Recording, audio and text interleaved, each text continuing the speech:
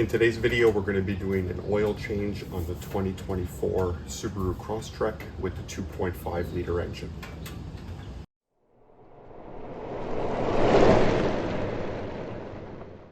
So for this oil change, this will be the first one I've conducted on this brand new vehicle. So it's first oil change of its life.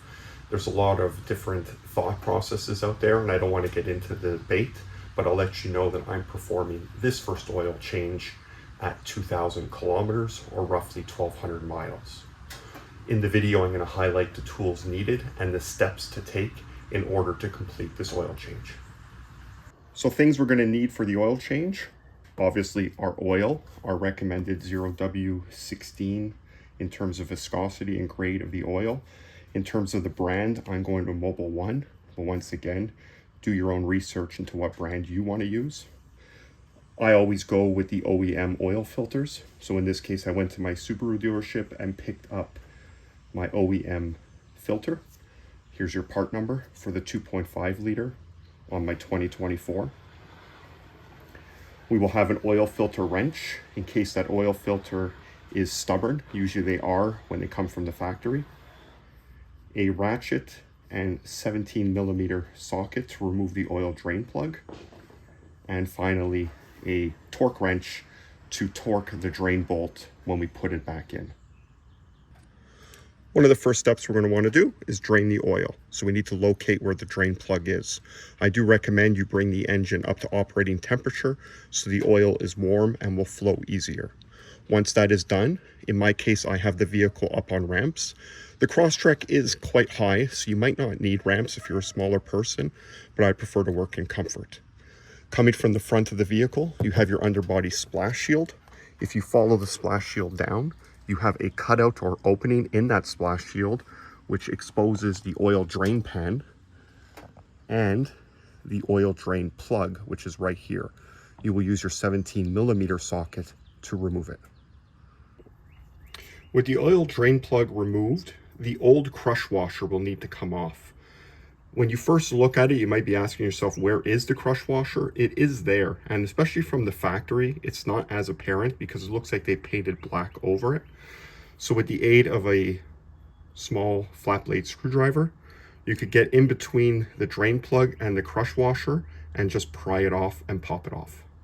Taking the screwdriver in between the flat surface of the drain plug, get it between the crush washer, and you will be able to remove it as such. I should note that my preference is, and I feel the industry preference is, change this crush washer every time you do an oil change. Don't reuse them. Some people do and get away with it, but you're opening up yourself the risk for leaks. With the old crush washer removed, we will take our new one.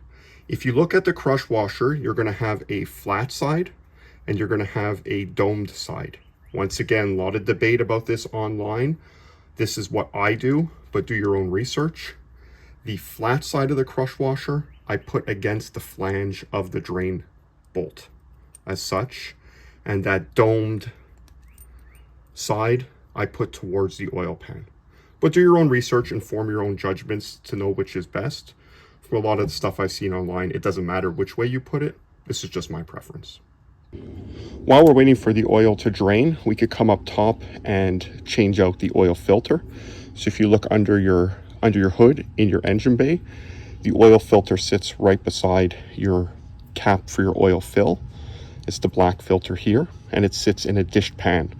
What I like to do is clean out that dished pan of any debris or insects to make sure it doesn't get into the oil system.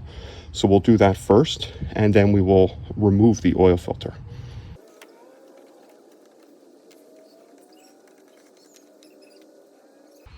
With the old oil filter removed, we want to make sure that the rubber O-ring of the old filter came off so we don't double gasket it, as we call it. We then want to take some oil and you want to put it onto the O-ring or gasket of the new oil filter. Get yourself some paper towel, clean up that surface, the mating surface of the oil filter. And then we're going to install the new oil filter onto the housing. Start it with your fingers lightly to make sure you're not cross-threading. Screw it down all the way, and you're going to go hand tight, clockwise, righty-tighty. Once you can't turn it by hand anymore, you stop. Do not put a wrench to tighten it. Hand tight is more than sufficient.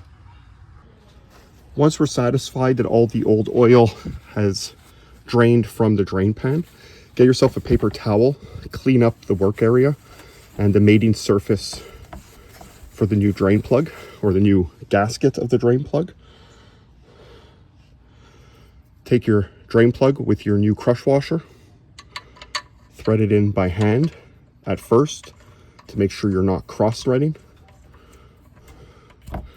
Once you get it hand tight, we're then going to take our torque wrench with our 17 millimeter socket, and we're going to torque to 32 foot-pounds.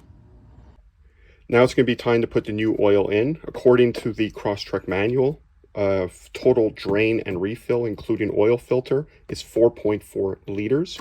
So what I like to do in this case is then start with 4 liters addition, start the engine, run it for a minute, stop it, let it sit 5 to 10 minutes, then check oil level and adjust as needed. So now that we've seen and demonstrated the oil change, we now need to come into the vehicle and make some changes in terms of our maintenance schedule. So the way that's done is in your main display, you're going to click on the Car Info app. If you look on top, you have the maintenance. Now, if you look at the maintenance, you have a few different settings. These are usually set up by your dealer, and you could then also manually put in when you want to perform your next oil change. So in this case, for engine oil, we'll press on the little gear icon. We could then put the notification date and the remaining time left until the next oil change. In my case, since I've already now done my first oil change, every oil change after that is going to be done at 8,000 kilometers. So I will put in 8,000. I will click OK. And now in terms of the date, 6 months ahead, I'm going to leave it at the end of the year before the 6 months is up. But in my case, I will definitely hit that 8,000 before the 6 months. We will then close out the engine oil, and you see now it tells you have 8,000 kilometers remaining into your next oil change. We'll do the same thing for the filter. And all this does is basically give you a reminder on your dash when you're due for an oil change. And if you don't know about this page, you also have some other settings like for your tires or a scheduled maintenance. But in my case, I just do it for the oil and the filter. I also recommend that you keep your data logbook where you keep receipts for your oil, your filter, as well as the information of when it was done.